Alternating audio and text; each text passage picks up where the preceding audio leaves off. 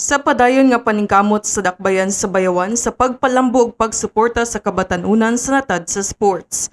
Opisyal nang ilunsad ang Summer Sports Clinic 2026, sugod karong bulan sa Abril hangtod Mayo. Pagasugdan ang mahong kalihukan pinaagi sa formal opening ceremony karong Abril 15, 2026 nga paghimuon sa Barangay Suba Gymnasium. Ginaawag ang tanang kabatanunan ug mga interesadong mopartisipar nga motambong sa maong venue aron makaparehistro sa ilang napiling sports o event.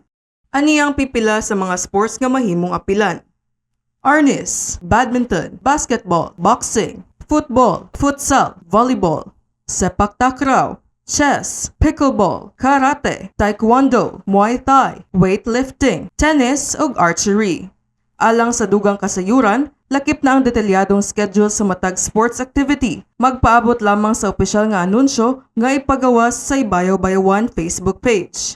Kini si John Christine Ruelo gikan sa Media Bureau. Ibayaw Bayawan, kita ang bayawan.